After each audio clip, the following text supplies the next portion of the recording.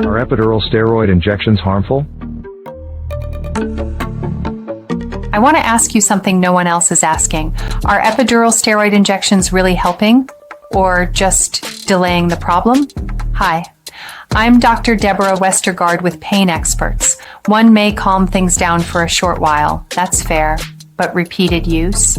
Steroids don't repair anything. They don't restore function. And in women over 65, they've even been linked to increased fracture risk. Your spine deserves better.